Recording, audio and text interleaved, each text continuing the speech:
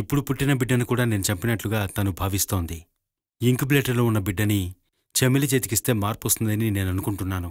రేపే అక్కడి నుంచి మారుద్దాం, తనకి బిడ్డను చూపిద్దాం. అయినా సరే ఇక్కడి నుంచి డిశ్చార్జ్ అయ్యాక తన్ని సైకాట్రిస్ట్కి చూపించండి.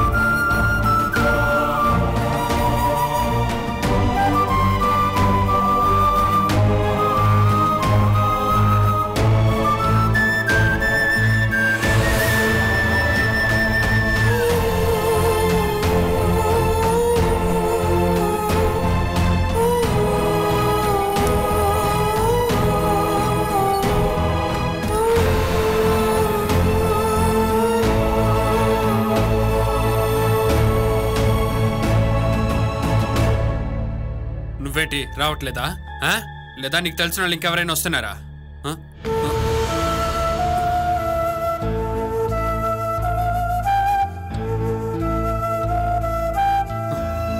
నువ్వు ఎవరినే చూస్తున్నావు? మళ్ళీ నిన్ను ఎవరైనా వెతుక్కుంటూ రావడానికి ముందు ఇక్కడి నుంచి తీసుకెళ్ళిపోతాను. పద త్వరగా రావే, త్వరగా. ఇంట్లో నుండి బయటికి రాగానే మొగోళ్ళకి వల విసురుతున్నావు కదా, త్వరగా పద. ఇంటికెళ్ళి నీ కాలు వెరక్కొడతాను. ఇలాంటి కష్టాల్లో బాలాన్ని నేను చూస్తానని అస్సలు అనుకోలేదు అత్తయ్య. ఆ వేణుగోపాల్ అడ్డగాడిదలాగా ఒక మనిషి. అలాంటి మనిషితో బాల ఎలా ఇన్ని రోజులుంటోంది? బాలసుధ కడుపుతుందని కదా నువ్వు చెప్పావు. ఆ కారణం వల్లనే తాళి కట్టినవాడు ఎంత క్రూరుడైనా ఓర్చుకుందాం అనుకుని ఉంటది. బాలాతో తప్పుడు సంబంధం ఉంది కాబట్టే ఆర్కే వాళ్ళ ఇంటికి వెళ్లారని తను చెప్పినప్పుడు కింద నుంచి పై దాకా నాకు మండిపోయింది. హాస్పిటల్ కాబట్టి వదిలేశాను, చంప గుయ్యం అనిపించేదాన్ని. సూరజ్ ఉండేవాడు కదా అద్దింటి పక్కనే మన బాల కూడా ఉండేది. పక్క పక్కనే అమ్మా. నేను తెలియక అక్కడికి వెళ్ళాను. అది ఇంత పెద్ద సమస్య అవుతుందని అనుకోలేదు. ఏమైనా ఆ సమస్య తీరిపోయింది కదా. నేను ఈ విషయాన్ని ఇలా వదిలేలేనత్తయ్యా. దాన్ని వదిలేయటమే మంచిదని నా ఉద్దేశం. చాలా కాలంగా చూడని నీ ఫ్రెండ్ని ఇప్పుడు చూసావు కదా, ఇక దాన్ని మర్చిపో. ఇలా తన్ని చూడకుండా ఉండాల్సింది. చూసి కూడా తన ఆ పరిస్థితిలో ఎలాగమ్మా వదిలేమంటారు? నీకో కుటుంబం ఉంది, ఇప్పుడు ఆ బాధ్యతే నువ్వు చూసుకోవాల్సి ఉంది. ఆ తరువాతనే ఏదైనా కూడా.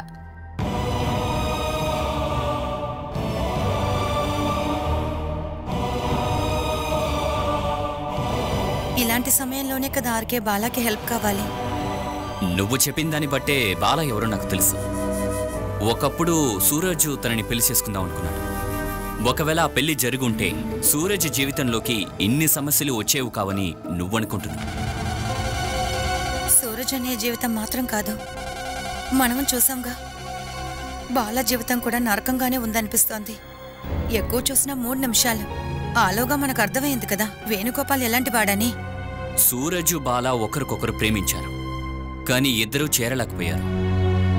ఆ బాలా జీవితం వేణుగోపాల్ దగ్గరికి వెళ్ళిపోయింది. అలాగే సూరజ్ జీవితం చమేలి దగ్గరికి వచ్చి చేరుకుంది. నిజానికి సూరజ్ బాలా ఒకేలాగా వేరే వేరే బాటలో నడుస్తున్నారు. నాన్న అప్పుడు చూపించిన మొండితనం, ఒక దృఢమైన నిర్ణయం సూరజ్ అన్నయ్య తీసుకోలేకపోయాడు. దానివల్ల జరిగింది 2 కుటుంబ జీవితాలు తారుమారయ్యాయి. అలా అని కొత్త జీవితాన్ని మనం సృష్టించలేము. ఉన్న జీవితాన్ని మెయింటైన్ చేయాలి. బాలా జీవితంలో ప్రశాంతత లేకుండా ఖచ్చితంగా సూరజ్ అనే జీవితం బాగోదు. తెలుసో తెలియకో లోపల తను ఏడుస్తున్నప్పుడు ఆ కన్నీరికి సమాధానం చెప్పేది సూరజ్ అనే జీవితం. ఇలాంటి పరిస్థితుల్లో సూరజ్ బాలాని చూడకపోవడమే మంచిది. తను ప్రతిరోజు ఇంత క్రూరమైన వాడితో ఉంటోందని సూరజ్కి తెలిసిందంటే చమేలి నెత్తిమీద ఒక పెద్ద భారాన్ని బాలా రూపంలో తీసుకొస్తాడు మీ అన్నయ్య.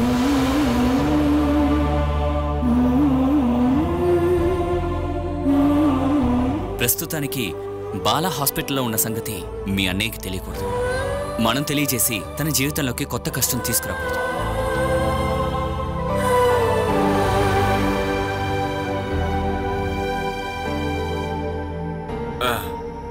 ఆషాఢ మాసం ఆఫర్లో వచ్చినా చాలా బాగుంది. ఇక్కడ ఉండాల్సిన చెప్పులు ఎక్కడికి వెళ్ళాయి? నా చెప్పులు ఎవరు దొంగతనం చేశారు? ఏమనిలా అనిలా ఛే, ఒకవేళ నానేమన్నా వేసుకెళ్ళాడా? ఏంటండి ఏదైనా తీసుకువెళ్ళడం మర్చిపోయారా? నా చెప్పులు ఎక్కడే? అదెక్కడ పోయింది? నేను నిన్ను అడిగితే నువ్వు నన్ను అడుగుతున్నావా? మా ఎక్కడైనా మార్చి పెట్టుంటారులేండి. దానికి అవి లూజ్గా ఉంటాయే. లూసా? ఏవే, ఆయన లూజ్ అని నేను అనలేదు. నా చెప్పులు ఆయన కాళ్ళకు లూజ్గా ఉంటాయని అన్నాను. ఈయన చెప్పులు ఎక్కడున్నాయబ్బా? ఏమండి అలా చూడండి. దొరికాయా? అటు చూడండి.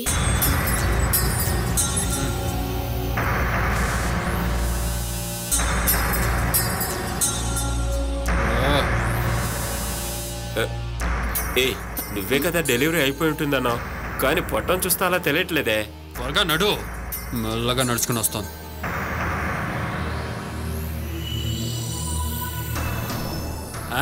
మీరేంటి దిక్కులు చూస్తున్నారు? లేదు, తిరిగి వచ్చేటప్పుడు మీ చేతిలో బెడ్ ఉంటుంది అనుకున్నాను.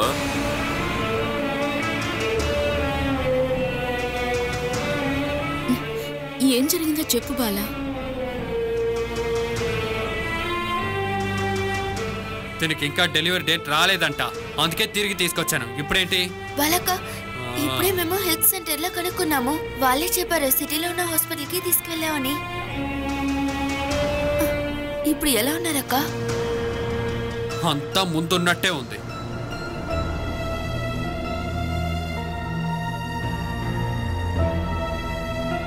కళ్ళు తిరిగి పడిపోయినప్పుడు కడుపులో ఉన్న బిడ్డకి ఏమైనా ప్రమాదం జరిగిందేమో అడిగావా? అదంతా నేను వాళ్ళ దగ్గర అడిగాను. డెలివరీ డేట్ వచ్చినప్పుడు తీసుకెళ్తే చాలు. నీకిప్పుడు ఒంట్లో ఎలా ఉంది బాలా? ఆరోగ్యం బాగోపోతే వేణు వైద్యం వల్ల అది సరైపోతుంది.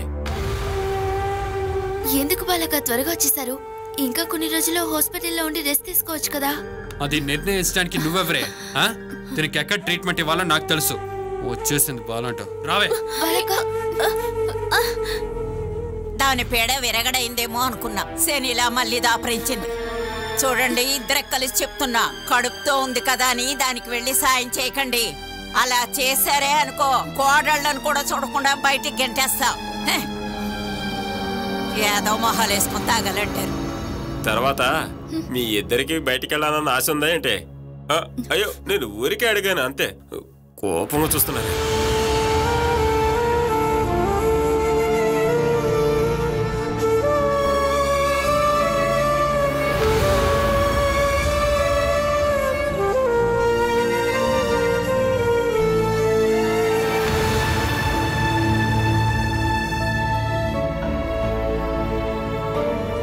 అలాగే అక్కడికి వచ్చాడు.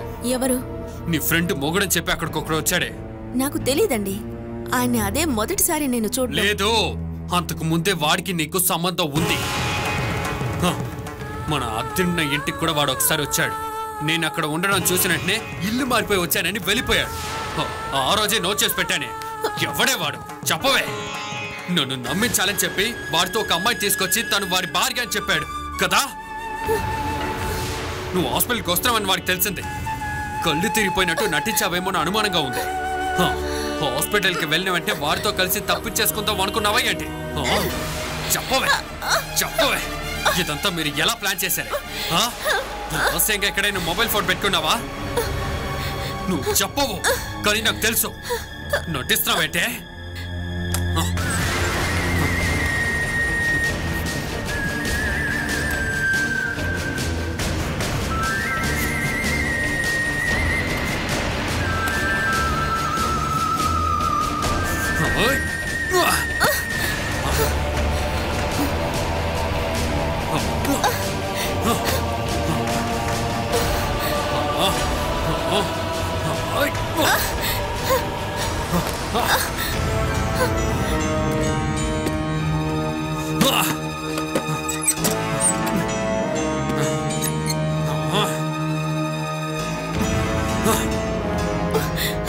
అది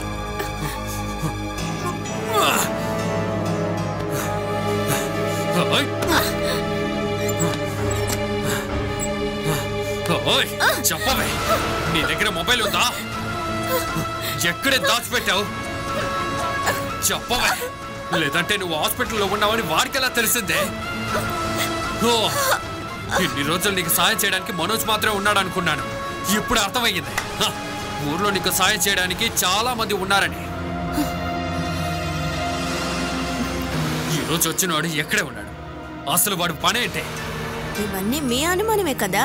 ఆయన ఎక్కడ పనిచేస్తూ ఉంటారో మీరే వెళ్ళి కనిపెట్టండి. కనిపెడతానే, వాడికి నీకు సంబంధం ఏంటో నేను కనిపెడతాను. అసలు నీ లిస్ట్ లో ఇంకా ఎంతమంది ఉన్నారే? అందరినీ నేను కనిపెడతాను. అందరి ఇంట్లోనూ దూరి మరి కొడతాను. కనిపెడతాను.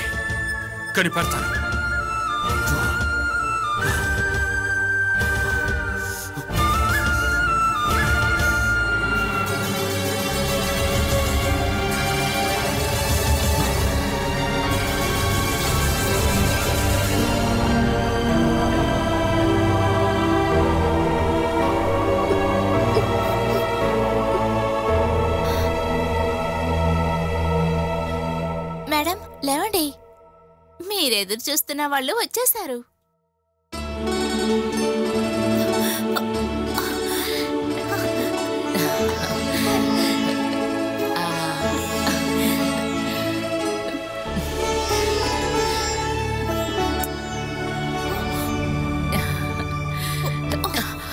నా బిడ్డను ఎవరు చూడొద్దు. లాలి, అందరిని వెళ్ళమను. వీళ్ళెవరు నా బిడ్డను చూడకూడదు.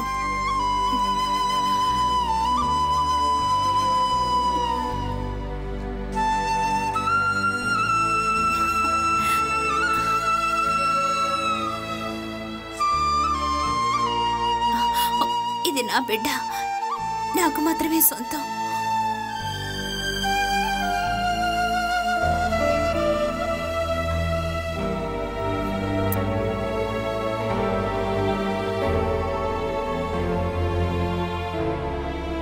పాపని చూశాక చమేలి హ్యాపీ అయినా? తను ఎలా బిహేవ్ చేస్తుందో తెలియదు కాబట్టి నేను రూమ్ లోపలికే వెళ్ళలేదు. ఇక ప్రాబ్లం ఉండదు. చమేలి పాపతో ప్రశాంతంగా నిద్రపోతుందని డ్యూటీ నర్స్ చెప్పారు. ఆ సంతోషమే నా భయం. నన్ను చూడగానే తను వైలెంట్గా మారిపోతే? పాపకి ఏమన్నా అయ్యుంటుందనే భయంతోనే చమేలి అంత కోపంగా ప్రవర్తించుంటారు. పాపను చూశాక అలాంటిదేవీ జరగలేదని అర్థమై ఉంటుంది.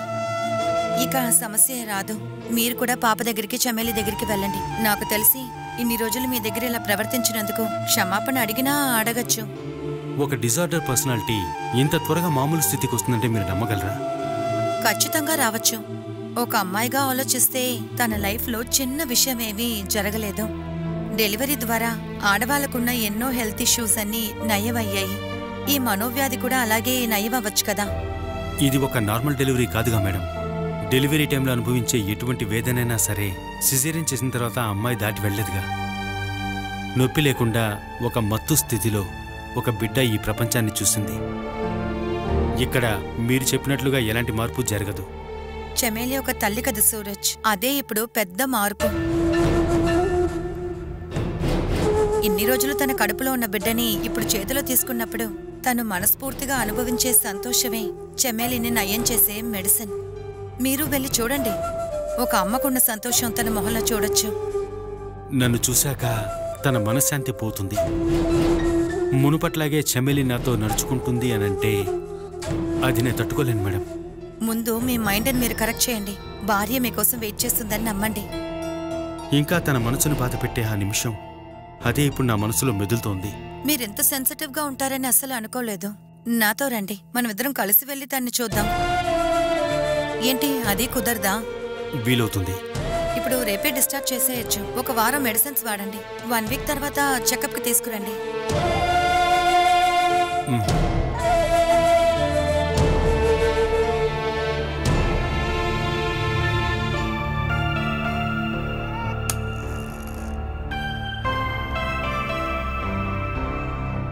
అమ్మా పాప ఎలా ఉన్నారు?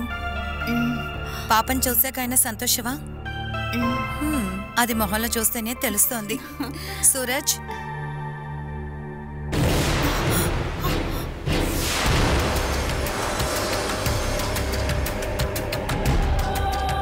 డాక్టర్ అతను పంపించేయండి. నా బిడ్డను చంపేస్తాడు. చమేలి, డాక్టర్ అతను నా బిడ్డను చంపేస్తాడు. ఏంటి చమేలిది? సూరజ్ ఈ పాపకి తండ్రి. అతను నా బిడ్డను చంపేస్తాడు. బయటికి వెళ్ళమనండి. సొంత బిడ్డను ఎవరైనా చంపుకుంటారా? అతను చూడకూడదు. నా బిడ్డను చూడకూడదు. వెళ్ళు, బయటికి వెళ్ళు, బయటికి వెళ్ళు. అతను వెళ్ళమనండి, అతను వెళ్ళమనండి. నేనెవరిని చూడదలుచుకోలేదు.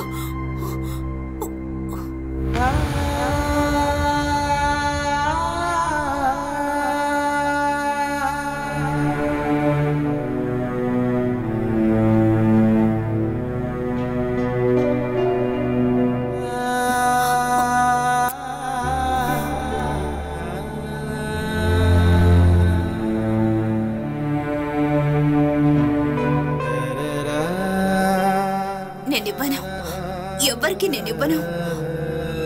ఈ బిడ్డ నాకు మాత్రమే సొంతం. నేనెవరికి ఇవ్వను.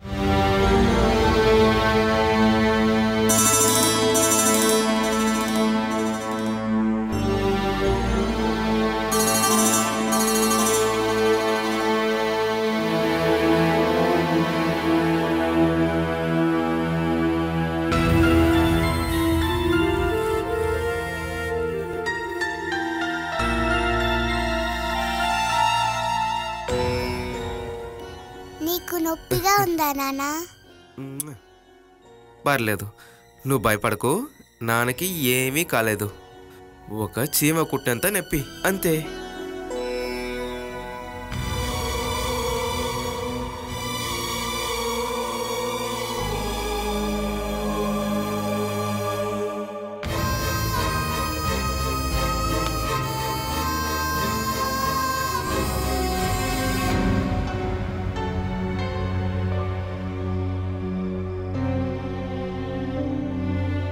మనోజ్, వంట రెడీ అయ్యింది. నువ్వు భోజనానికి రాలేదేంటి?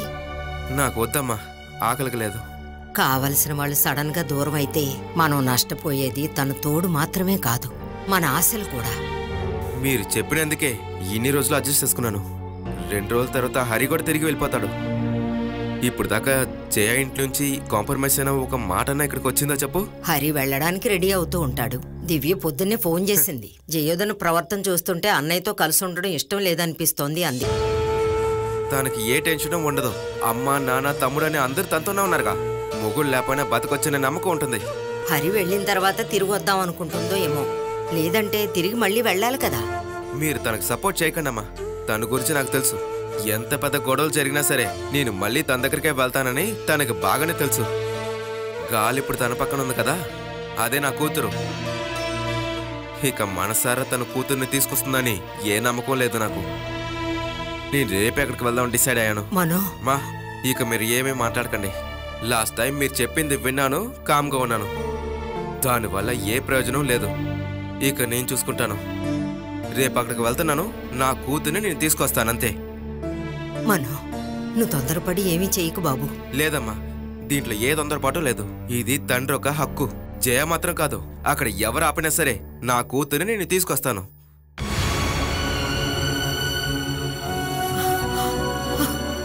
దేవుడా,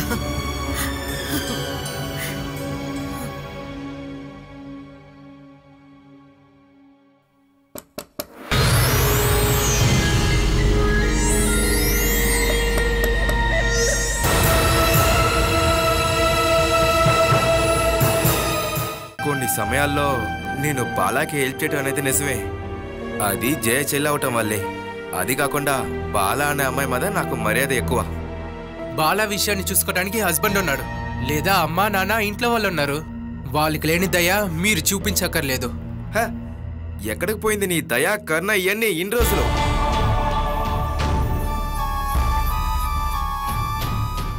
చెయ్యని తప్పుకి తను జైల్లో ఉండింది. నువ్వెక్కడున్నావు? మీ నాన్న వెళ్ళి చూసారా?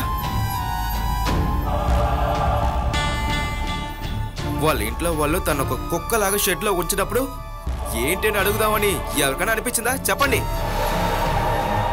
ఏది వినలేదు, చూడలేదని నిద్రపోయినట్టు నటించిన వాళ్ళకి ఇదంత పెద్ద విషయమే కాదు. కూతురుకో, తమ్ముడుకో, భార్యకో ఏం జరిగినా సరే రాయిలాగా చూడటం మాత్రమే వచ్చు. జయ నమ్మినట్టు నాకు బాలాకి ఏదో తప్పైన సంబంధం ఉందని మీరెవరైనా నమ్మితే గనక ఇదిగో ఇప్పుడే చెప్పండి.